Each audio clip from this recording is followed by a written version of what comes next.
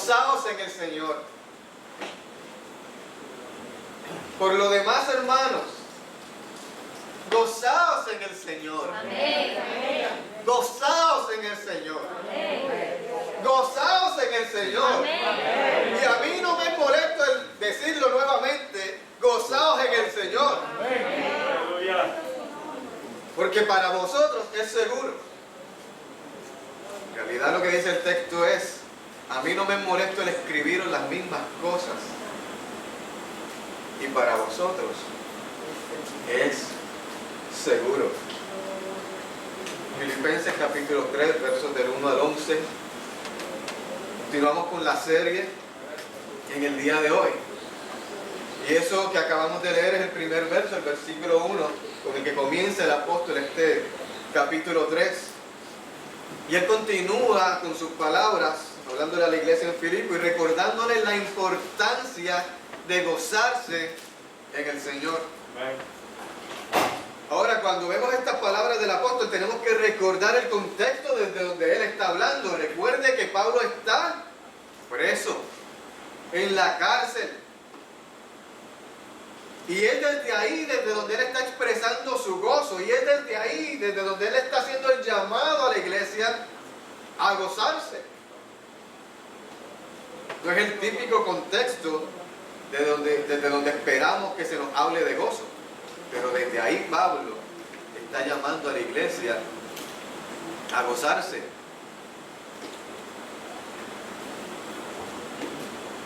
Todo lo que Pablo ha compartido hasta el momento, todo lo que él le ha dicho, lo que hemos compartido en estos últimos domingos, proviene o fue escrito en medio de un contexto de dificultades. Porque estar preso no es una situación fácil, es una situación que se caracterice precisamente por la alegría.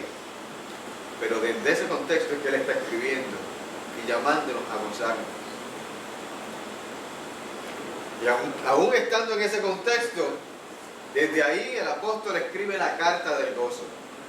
Y nos dice ahora en este verso nuevamente que nos gocemos en el Señor.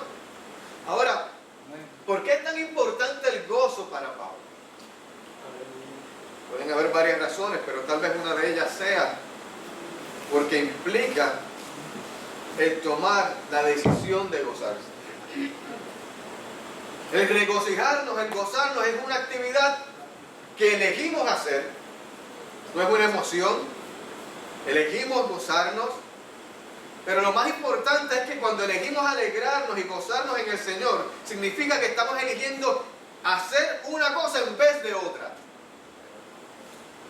Es como el antiguo refrán que dice que la mejor defensa es un buen ataque, una buena ofensiva. Pues si elijo regocijarme en el Señor, en medio de mis circunstancias, en medio de mi situación, al mismo tiempo estoy descartando el quejarme, el protestar por la misma situación. Es una proposición de un tipo o el otro. Si ponemos nuestro esfuerzo, amado, en regocijarnos en lo que tenemos,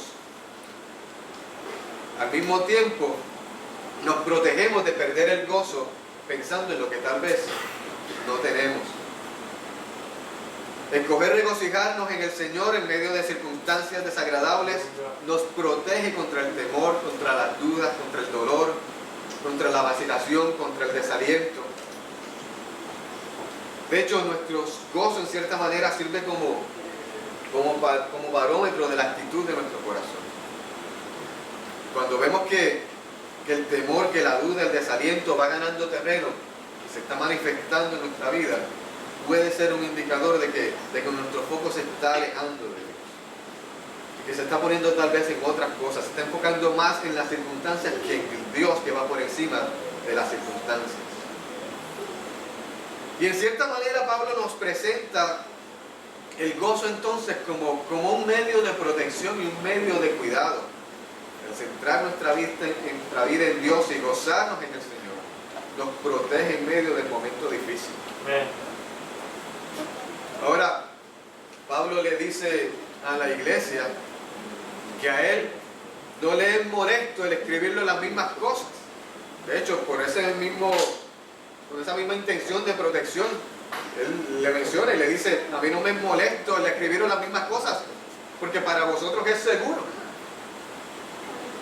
Para Pablo, repetir la misma verdad una y otra vez, proclamar el mismo principio, el mismo precepto de la Escritura, enseñar la misma doctrina una y otra vez, no era una molestia. Y créame que para mí tampoco. Porque como dice Pablo, yo sé que para ustedes es seguro. Tanto para ellos como para nosotros es seguro repetir y repetir y repetir y repetir y repetir las Escrituras. La palabra de Dios nunca se ha de volver obsoleta. Ella siempre será viva y eficaz. Hoy en día tal vez hay algunos que les pasa como a los académicos atenienses, que querían siempre escuchar algo nuevo. Y si algo no era nuevo, si algo no era novedoso, no era de su interés. Si algo era nuevo, le asignaban mayor valor, mayor importancia. Y tal vez eso pueda aplicar en algunos contextos. Si vas a cambiar de carro, cambiar un carro usado por uno nuevo, por ejemplo, pues se entiende que el nuevo va a tener un mayor valor. Pero nosotros, amados, tenemos la palabra profética más segura, a la cual hacemos bien en estar atentos como una antorcha que alumbra el lugar oscuro, hasta que el día esclarezca y el lucero de la mañana salga en nuestros corazones. Amado, la hierba se seca, la flor se marchita, pero la palabra de nuestro Dios permanece para siempre. Amén. Así también le enseñó Pedro, más la palabra del Señor permanece para siempre. Y esta es la palabra que por el Evangelio os ha sido anunciada. Para mí no hay ningún problema en repetirle y repetirle y repetirle la misma palabra del Evangelio, porque para nosotros es seguro. Amado, usted conoce el Evangelio. Es el mismo Evangelio. Es el mismo Jesús. Es el mismo Espíritu Santo. Y todo eso es seguro. Tenga cuidado cuando alguien venga con una nueva doctrina. Una nueva doctrina levanta bandera. Una nueva doctrina es peligrosa. Así pasaba con los filipenses. Pablo les dice: guardaos de los perros, guardaos de los malos obreros, guardaos de los mutiladores del cuerpo. Pablo da unas palabras de aviso: tengan cuidado, guardaos, lo repite 3 veces, lo que denota la importancia de lo que él está diciendo. Paréntesis: es como cuando tu madre te repite las mismas cosas. Te repite lo mismo y te repite lo mismo. Presta atención, por algo te lo está diciendo. Y yo sé que hubo alguien por ahí que hizo checkmark ahora mismo. Ahora, ¿qué estaba pasando? Los 3 avisos que el apóstol da hacen referencia al mismo grupo de personas. No está hablando de grupos diferentes en cada uno de estos avisos que él da. Habla del mismo grupo de personas, que algunos llaman y entienden que se refiere a los judaizantes. Los judaizantes eran judíos o gentiles convertidos al cristianismo, que afirmaban creer en Jesús, creían en Él como su Salvador, pero también enseñaban que además de creer en Jesús era necesario guardar ciertas leyes ceremoniales de lo que Dios le había dado al pueblo en el Antiguo Testamento. En cierta forma se podría decir que se trataba de judíos convertidos que estaban tratando de hacer que el cristianismo regresara al judaísmo. Y es interesante la forma en que entonces Pablo se refiere a ellos. Y es fuerte como Pablo les habla. Pablo dice que les llama perros.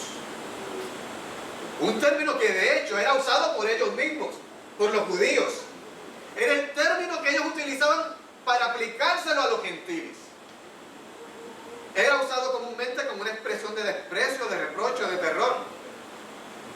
No era tal vez el perro que usted tenía como mascota en su casa, lo tiene como mascota en su casa. cuando hacían referencia a este término, y estamos hablando en el contexto, no estamos en contra de los animales, al contrario, que como hizo por ahí, salve el santo, ¿sí? La santo, usted puede, hágalo, pero estamos hablando en el contexto de lo que ellos estaban utilizando, y cuando estaban utilizando esta expresión se estaban refiriendo a que lo usaban como una expresión de desprecio, de reproche, de terror. Lo hacían con referencia al perro callejero, al perro sucio que se alimentaba de la basura. Y esa es la descripción que usaban ellos para los gentiles. Lo curioso aquí es que Pablo usa el mismo término, no para hablar de los gentiles, sino para hablar de ellos mismos, de los judíos, que se referían así de los gentiles. Y Pablo lo hace comparando entonces hacia estos falsos maestros, a estos judaizantes, con esos sucios perros callejeros al que tanto ellos hacían referencia. Les llama malos obreros porque para Pablo sus falsas enseñanzas lo que hacían era un mal, un daño a la obra del Evangelio. Y en ese sentido la advertencia de Pablo es también para nosotros hoy. Hoy también hay falsas doctrinas, también hoy hay falsas prácticas que tratan de entrar en la iglesia, que tratan de entrar en nuestros hogares. Y debemos estar alerta, guardaos, guardaos, guardaos. Y se lo repito 3 veces porque para ustedes es seguro. Para nosotros es seguro. Debemos estar alertas y cuidar que nuestro corazón no se infecte, que nuestra mente no se desvíe de lo que es la sana doctrina. El apóstol Juan nos exhorta en 2 de Juan, versos 10 y 11, que si alguno viene a vosotros y no trae esta doctrina, no la recibáis en casa, ni le digáis bienvenido, porque el que le dice bienvenido participa en sus malas obras. Pablo continúa diciéndoles y llamándoles mutiladores del cuerpo. Y esto lo hace porque los judaizantes hacían un gran énfasis en el rito de la circuncisión. La circuncisión era el pacto que Dios había hecho con los israelitas en el Antiguo Testamento. El rito de la circuncisión implicaba el hacer un corte en la piel que cubre la parte del pene del niño, del hombre. Y en el Antiguo Testamento ese acto físico era señal externa, visible, de la relación del pacto especial que Dios había hecho con su pueblo. Pero ahora en Cristo somos participantes de un nuevo pacto. Y ese acto físico ya no es necesario. De hecho, Pablo continúa diciendo, porque nosotros somos la circuncisión. Ya no hablando de los judaizantes ni de los judíos. Ahora él dice, pero nosotros, los cristianos, los creyentes, somos la circuncisión. Los que en espíritu servimos a Dios. Y nos gloriamos en Cristo Jesús, no teniendo confianza en la carne. Pablo enseña sobre esto mismo en Romanos capítulo 2, versos 28 y 29, donde él nos dice que no es judío el que lo es exteriormente, ni es la circuncisión la que se hace exteriormente en la carne, sino que es judío el que lo es en lo interior. Y la circuncisión es la del corazón, en espíritu, no en letra, la alabanza del cual no viene de los hombres, sino de Dios. Pablo está diciendo que en Cristo se cumple lo que ya venían diciendo los profetas desde el Antiguo Testamento. Porque ya los profetas venían hablando de esto. Ya Jeremías había dicho en Jeremías 4:4, circuncidaos a Jehová y quitad el prepucio de vuestro corazón, varones de Judá y moradores de Jerusalén. O sea que mi ira salga como fuego y se encienda y no haya quien la apague por la maldad de vuestras obras. Circuncidaos a Jehová, decía el profeta. Y mucho antes de eso, ya Moisés en Deuteronomio, capítulo 10, verso 16, dice, Dios a través de Moisés le dice al pueblo, circuncidad pues el prepucio de vuestro corazón y no endurezcáis más vuestra cerviz. Y luego en Deuteronomio 36 le dice, y circuncidará Jehová tu Dios tu corazón. Y el corazón de tu descendencia, para que ames a Jehová tu Dios con todo tu corazón y con toda tu alma a fin de que vivas. Y lo que Pablo está diciendo es que ahora en Cristo esto se cumple. Y ya no es necesaria la circuncisión física, sino que ahora es del interior, por el espíritu del corazón. Y ahora se cumple lo que había dicho Dios por medio de Moisés al pueblo, circuncidará Jehová tu Dios tu corazón y el corazón de tu descendencia para que ames,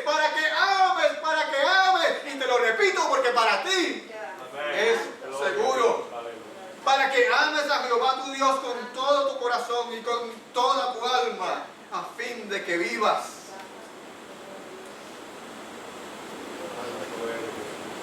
Ahora Pablo les dice en Romanos 2:29 que la circuncisión es la del corazón, en espíritu y no en letra. Por eso es que Pablo dice en Filipenses 3:3, nosotros somos la circuncisión. Los que en espíritu servimos a Dios.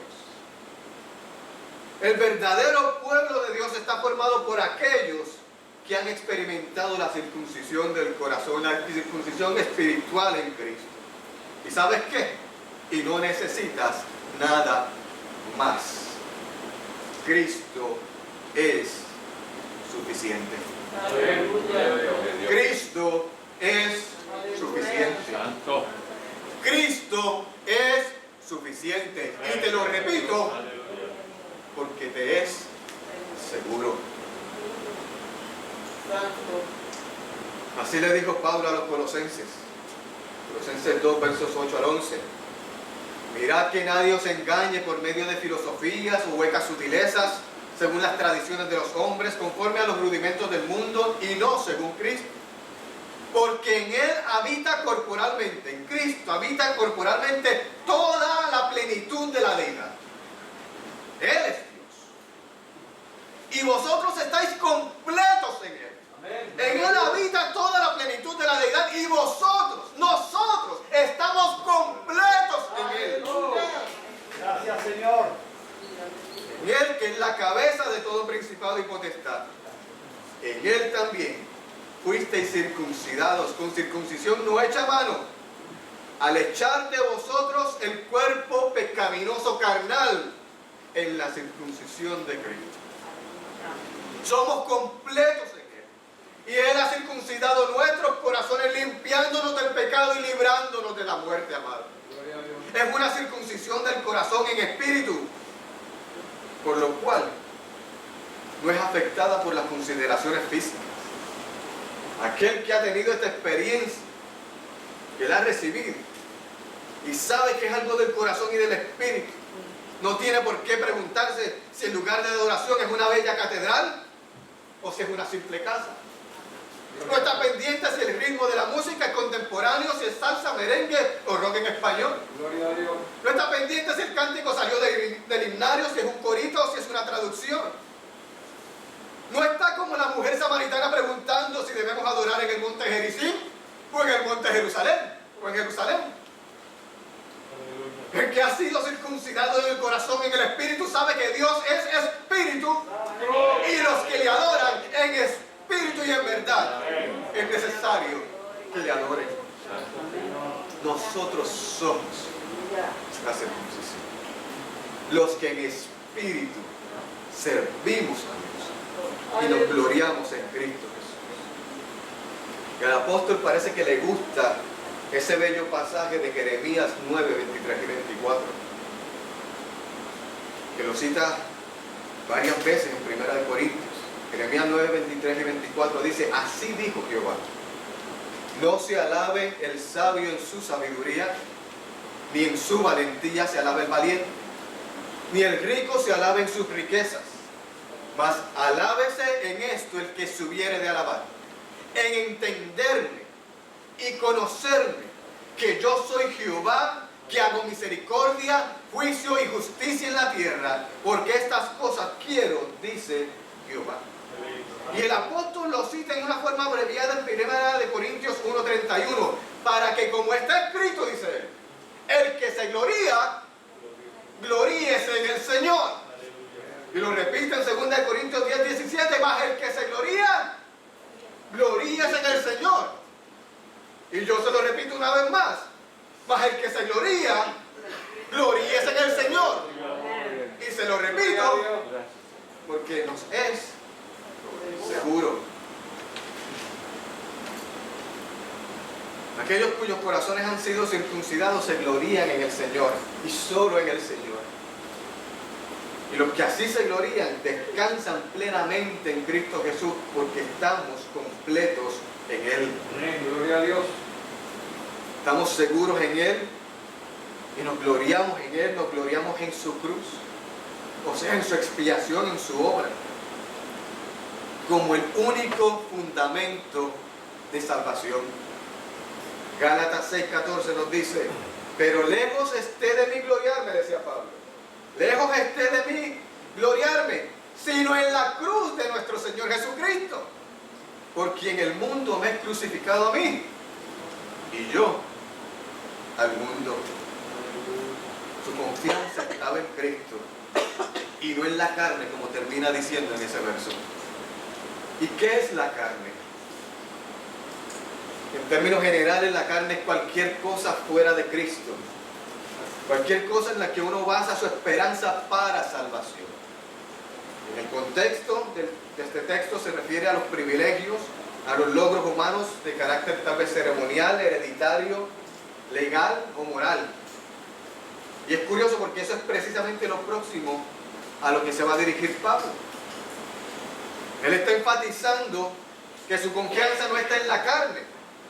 Pero ahora en los próximos versos él procede a demostrar que lo que él está diciendo no lo dice desde la perspectiva de alguien que no ha tenido nunca nada. Y que ahora dice pues que tiene a Cristo. Yo nunca he tenido nada y pues ahora tengo a Cristo y pues le estoy diciendo que estamos completos en Cristo. Pero él ahora va a demostrar que no lo está diciendo desde esa perspectiva. Y Pablo dice, aunque yo tengo también de qué confiar en la carne. Es más, si alguno piensa que tiene de qué confiar, si fuese así, si lo fuéramos a ver de esa manera, si fuésemos a hacerlo en esos estándares, si alguno piensa que tiene de qué confiar en la carne, yo más que nadie. Y procede a explicar, circuncidado al 8º día, del linaje de Israel, de la tribu de Benjamín, hebreo de hebreos, en cuanto a la ley, fariseo, en cuanto al celo, perseguidor de la iglesia, en cuanto a la injusticia que es en la ley, irreprensible. Y eso que él presenta en esos dos versos lo podemos dividir en dos categorías. Lo que recibió, lo que le dieron sus padres y lo que él alcanzó por sus propios esfuerzos. Por ejemplo, circuncidado al 8º día, la circuncisión fue un beneficio, fue una bendición que él recibe como judío de sus padres. Ahora, es importante ese hecho que dice de circuncidado al 8º día, porque esos judíos que estaban hablando, muchos de ellos posiblemente eran prosélitos. ¿Qué significa eso? De que se hicieron judíos o se convirtieron, se hicieron cristianos o se convirtieron al cristianismo ya de adultos. Así que ellos no pudieron cumplir con lo que decían, ellos que son creyentes, pero quieren hablar tanto de la parte del judaísmo, pues no pueden cumplir con la parte que dice el judaísmo, de que tenían que ser circuncidados al 8º día, como dice Levítico 12:3. Pero Pablo le está diciendo, yo sí fui circuncidado al 8º día. Así que si fuésemos a hablar del judaísmo como judaizante, como judío, mira, yo tengo más que hablar, más en qué confiar en la carne. Del linaje de Israel. Muchos de ellos eran prosélitos, no eran del linaje de Israel. Él era, como diríamos en términos nuestros, él era israelita de pura cepa. Nosotros tenemos la mancha de plátano, yo no sé qué mancha tendrían ellos, pero una mancha de plátano. Pero él era israelita de pura cepa, de la tribu de Benjamín, no cualquier israelita, de la tribu de uno de los hijos preferidos de Jacob, Benjamín. Hebreo de hebreos, lo que quiere mencionar o quiere decir que era hijo de padres, era hebreo, él era hebreo, hijo de padres hebreos. Y también esa expresión significa que también él era conocedor de la lengua hebrea, que él dominaba la lengua hebrea, que había también estudiado en ese contexto, estudió a los pies de Gamaliel. Así que hasta ese punto, por lo menos, varios de ellos son algunas de las cosas que tal vez él recibió de su crianza, de lo que le dieron. Pero también hay otros que él alcanzó por sí mismo. Dice en cuanto a la ley fariseo, él se hizo y estudió y se hizo un fariseo. Que tal vez en nuestro contexto tendemos a verlo como aquellos opositores siempre de Jesús, porque siempre estaban ahí peleando con Jesús y Jesús le hablaba fuerte. Pero en el contexto del pueblo de Israel, ellos eran los que guardaban y de los más estrictos en guardar la ley, en cuidar y proteger la ley.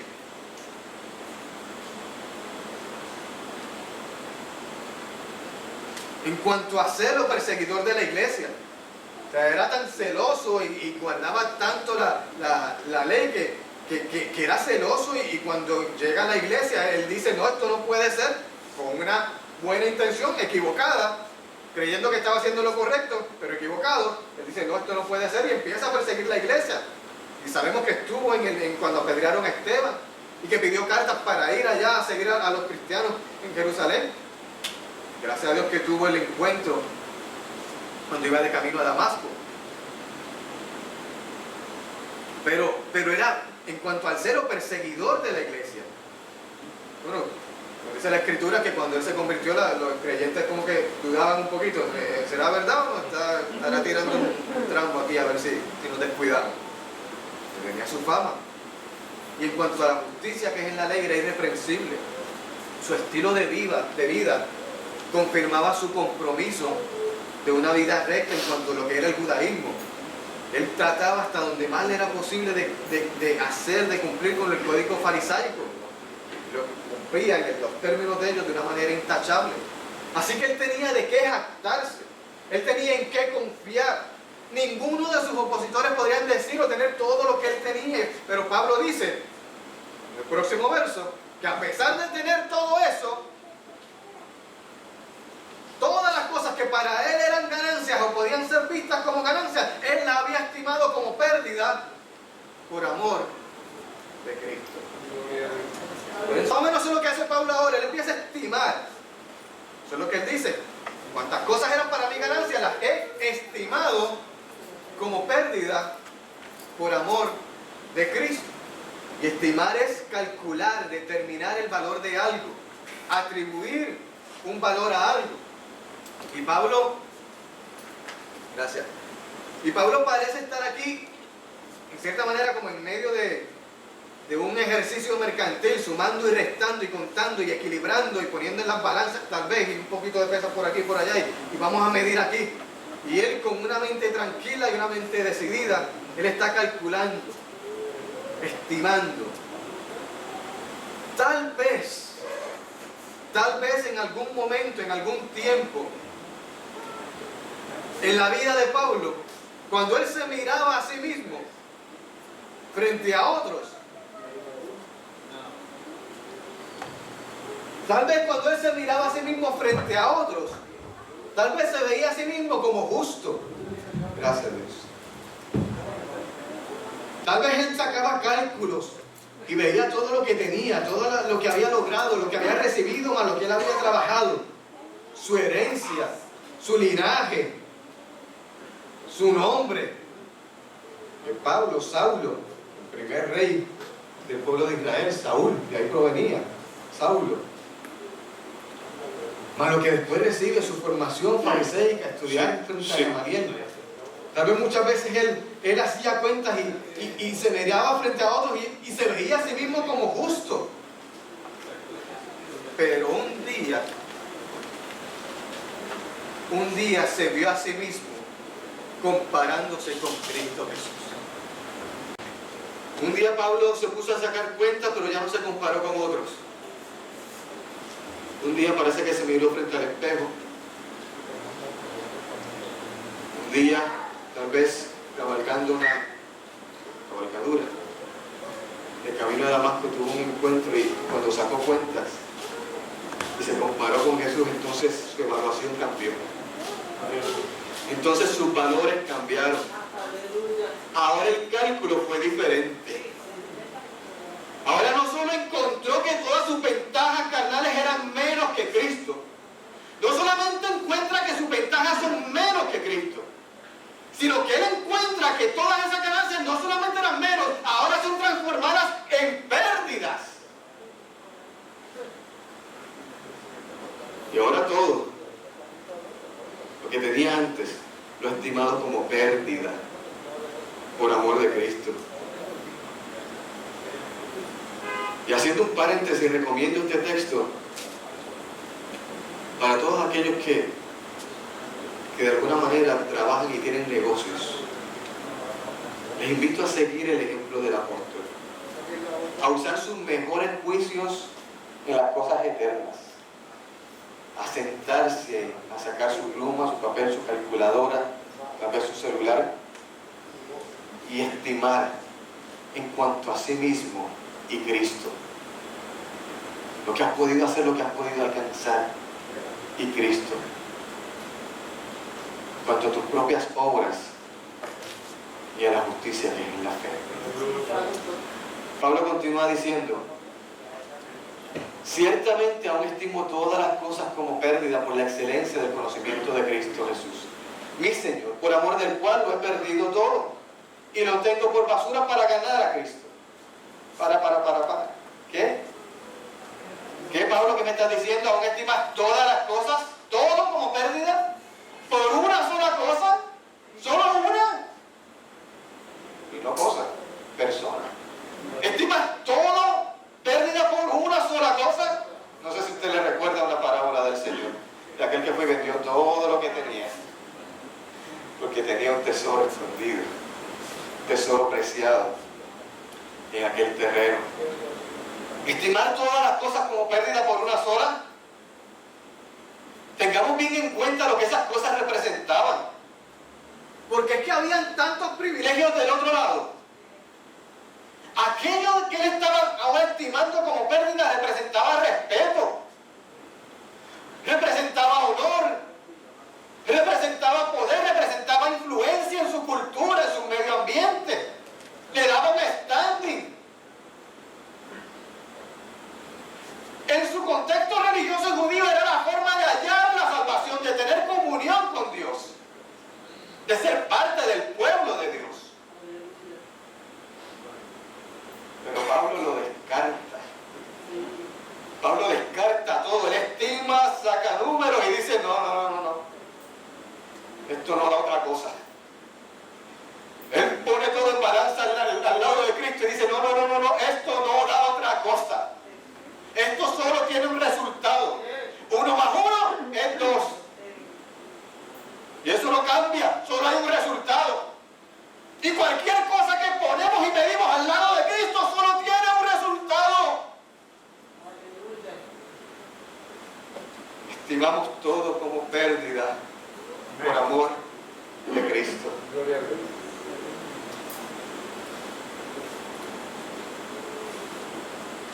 Gracias, Señor.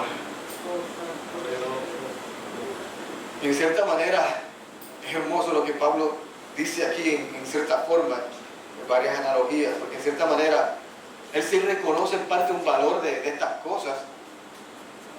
Lo menciona, por eso le dice: mira, si alguien se puede jactar soy yo, y la menciona, tienen un valor. Lo que pasa es que tienen un valor hasta que lo compara con Cristo. Cuando lo pones al lado de Cristo, entonces dice, y entonces él eleva esas cosas, lo dice: mira, yo me puedo jactar de esto, mira, yo tengo de qué gloriarme. El que lo escucha lo está entendiendo y dice: wow. Y lo que está haciendo es elevando el nivel, para cuando trae a Cristo dice: wow, si estaba alto el nivel, esto está mucho más alto. Si esto estaba alto, imagínate ahora que todo lo que estaba alto, que tenía tanto valor, ahora lo considero como pérdida. Pablo descarta todo por Cristo. Yo podría pensar: pero ¿cómo sería eso así? Amado, es que Cristo es vida. Y lo que Él nos ofrece es vida. Y sin Él, sin la vida, ¿qué tenemos? Muerte. Nada. Y cuando tú estás entre la vida y la muerte, yo creo que es fácil decidir. Es como el marino. De hecho, Pablo pasó una experiencia parecida. En uno de sus viajes, cuando lo iban a llevar para Roma, entraron en una turbulencia, en una tormenta. Y cuando vieron que el barco iba a negar, y cuando la embarcación estuvo en peligro, ¿qué empezaron a hacer? Pero eso vale tanto, olvídate. Te está dando, pero eso vale tanto, olvídate, sácalo también. Pero nos quedamos sin comida. 2 días de ayuno y después seguimos, buscamos otra cosa, sácalo también. Saca el trigo, saca lo que tienes, todo. Porque en ese momento se dan cuenta que hay una cosa importante, que es la vida. Y todo lo demás, aunque pueda ser valioso en un contexto, cuando estás en ese contexto dices: no, sácalo también. Y cuando vamos a Cristo, sácalo también, amado. Aleluya.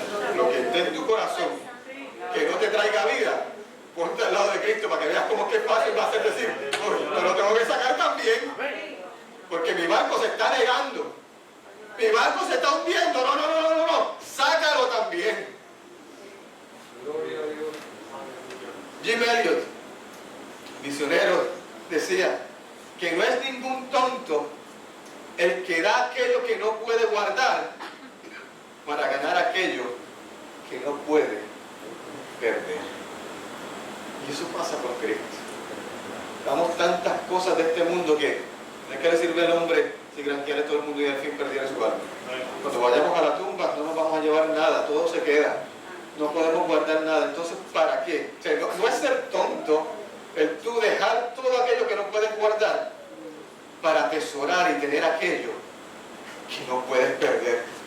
Porque si tienes a Cristo, ¿quién te separará del amor de Cristo? Hambre, persecución, destrucción, muerte, desnudez, peligro, espada.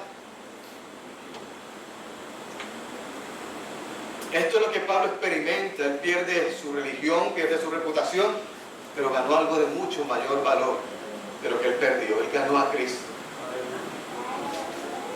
Amado, ¿en qué estás basando la salvación de tu alma? ¿En la religión de tus padres? ¿Porque naciste y te criaste en esta iglesia? ¿En el cumplimiento de tradiciones y de enseñanzas humanas de que vienes tal vez todos los domingos y sí, eso es bueno? ¿En que no le haces daño a nadie? ¿En la opinión que otros tienen de tu forma de vida? ¿En qué estás basando tu salvación? Porque el hombre de hoy en día lo encontramos que está lleno de sí mismo, que confía cada vez más en su agudeza intelectual, en sus ideales humanistas, en sus virtudes personales, en su vida tal vez disciplinada, en su honestidad y aún en sus ejercicios religiosos. Y creen que de esa manera pueden presentarse ante Dios como si ellos lo hicieran, como si eso lo hicieran merecedor de salvación. Pero aunque muchas de esas cosas puedan ser buenas y sean merecedoras de práctica, ni la circuncisión, ni el bautismo, ni la cena del Señor, ni el diezmo, ni la agudeza intelectual, ni los ideales humanistas, ni las virtudes personales, ninguna de esas prácticas en sí mismas nos pueden salvar para salvación, nos pueden dar salvación, nos pueden salvar de nuestros pecados. Es solamente la fe en Cristo Jesús. Todo lo demás es consecuente a. Y Pablo continúa diciendo que a su manera de ver esas cosas valen menos que la basura, dice Pablo. Esa es la analogía que él utiliza. Todas las cosas que valoramos deberían considerarse tan valiosas como una bolsa de basura, o como el contenido de una bolsa de basura, en comparación con el valor de conocer a Cristo. Vamos en contexto. De todas las cosas, muchas cosas que son buenas y tienen su valor, pero en comparación con el conocimiento de Cristo, todo lo demás se compararía con la basura. ¿Y qué pasa con la basura? Por lo menos nosotros todos los miércoles, si no se nos olvida, la sacamos. Es más, nos duele cuando no la sacamos. Sí, es verdad, yo no sé usted, pero nosotros la sacamos. La basura no es algo a lo que uno se quiere aferrar. La basura no es algo que uno lamenta perder. Al contrario, uno lo da, se alegra de que se vaya. Pero ¿sabe qué? Pablo va más allá. Pasa que los traductores fueron suavecitos. Pero Pablo va más allá. Porque la palabra que realmente se utiliza, su significado, la palabra griega, el significado es estiércol. Yo me imagino que ninguno de ustedes se pone triste cuando aprieta el botón del tanque del inodoro.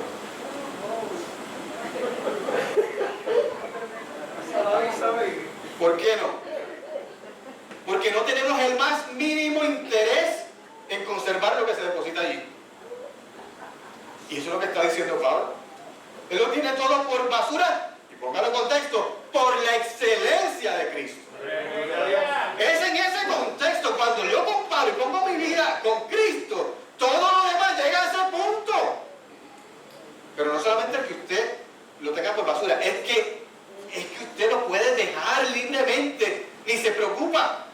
su interés realmente está en lo que vale la pena.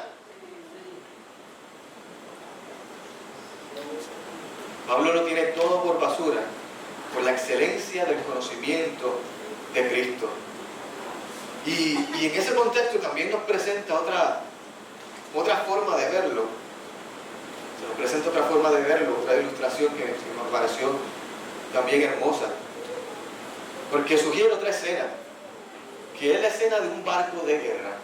Cuando un antiguo barco de guerra inglés estaba navegando por el océano, espiando algún galeón español cargado de oro de las Indias, el capitán y sus hombres estaban decididos a alcanzarlo y capturarlo. Y como querían ese dinero como premio, si su nave navegaba lentamente, ¿qué iban a hacer? Cuando iban en persecución, empezaban a echar fuera también, a arrojar al mar todo lo que podían con sus manos. Podría tener valor, pero en ese momento, en comparación con lo que querían alcanzar, perdía el valor y era estimado como basura y lo tiraban fuera al mar, sabiendo que si podían capturar ese buque español, el botín recuperaría todo lo que perderían y mucho más. Y es lo mismo con el Señor. Hay muchas cosas que podemos decir, pero pierdo esto, pierdo lo otro. Sí, amado, pierdes algunas cosas, pero es que el premio que está delante es tan grande que vale la pena tirar todo por la borda para alcanzar aquello que es mucho mejor y mayor que lo que podemos tener y hacer con nuestras propias obras y nuestras propias manos. Pablo continúa diciendo: y ser hallado en él, no teniendo mi propia justicia que es por la ley, sino la que es por la fe de Cristo, la justicia que es de Dios por la fe. Si la porción ha sido larga, voy a avanzar un poco. Pablo menciona el ser hallado en él. Y hay unas cosas importantes que él menciona, y es esa parte de ser hallado en él, de identificarse, tener una mayor identificación con Cristo. Una relación que en cierta manera le lleva a fundir su personalidad, su voluntad, sus sentimientos con Cristo Jesús, a identificarse más con Él, a una entrega mayor con Él. Y eso es lo que significa estar en Cristo, que ya no dependía de alguna clase de justicia asociada a sus logros, sino que era por la obra de Cristo.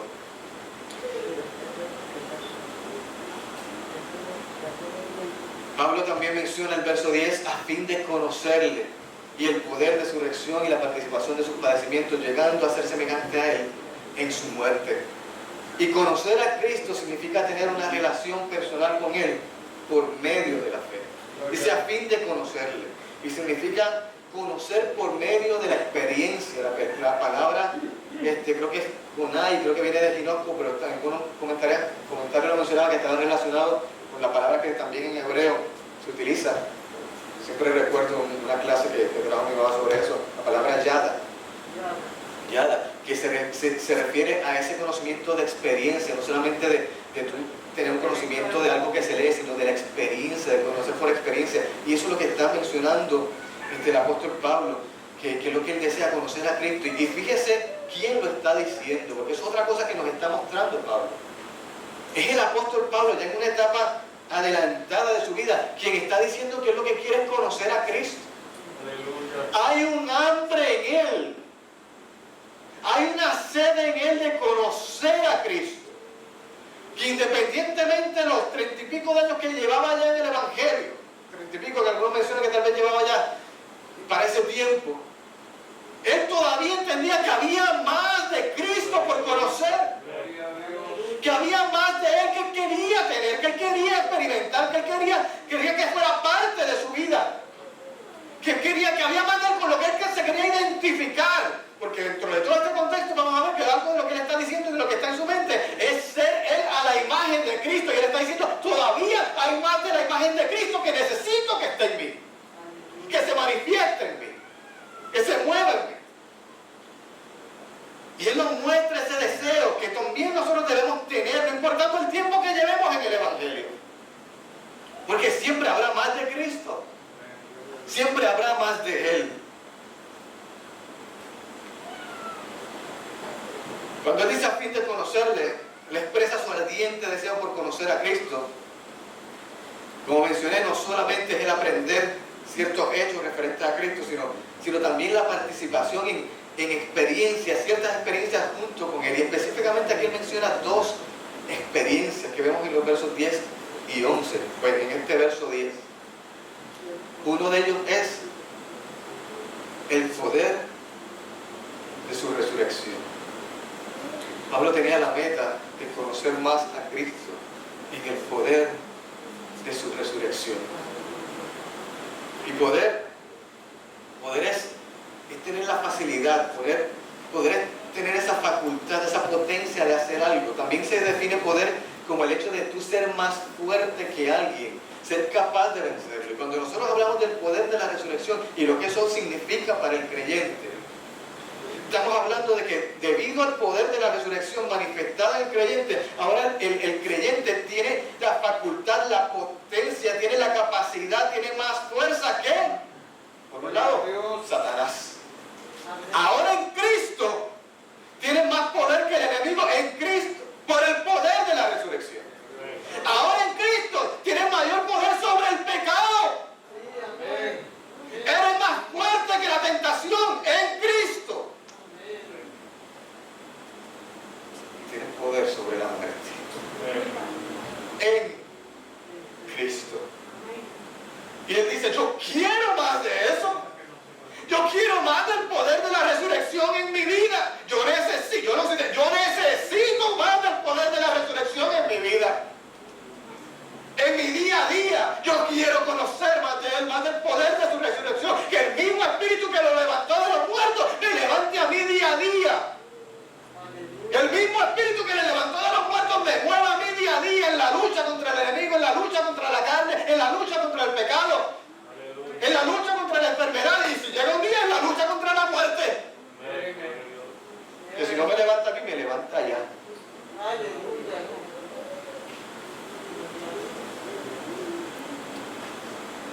El apóstol ansía una continua y creciente provisión del poder que procede del resucitado, de nuestro Salvador. Ahora, cuando el creyente empieza a experimentar al Cristo resucitado, cuando ese corazón es circuncidado y el Espíritu trabaja en nuestras vidas y Él empieza a obrar en nosotros y empezamos a sentir y a ver en nuestra vida el poder de resurrección manifestándose en nuestra vida y en nuestra conducta día a día, amado, el resultado inevitable de eso va a ser que vamos a empezar a participar de los sufrimientos de Cristo. La persecución, la misma lucha contra la carne, la misma lucha contra el pecado. Es una lucha, es una batalla. Que en el poder de la resurrección tenemos la fuerza para ir por encima de él y ser más que vencedores en Cristo, como la palabra nos enseña. Pero si eso se manifiesta en nuestra vida, el resultado inevitable es la participación en los sufrimientos de Cristo. Pero Pablo dice, yo quiero eso también. Yo quiero eso también porque Cristo sufrió la muerte y ¿qué? Y venció. Y yo quiero ser la imagen de Cristo. Y en todos los sufrimientos que pueda conllevar por seguir el Evangelio, por seguirle a Él, yo quiero seguirle a Él, yo quiero padecerlo también para gloria de su nombre y porque sé que tendré la victoria. Pablo deja claro que todo tipo de relación con Dios, lo que Él tiene en mente es, como mencioné, ser conformado a la imagen de Cristo. Conocer a Cristo en ese contexto personal.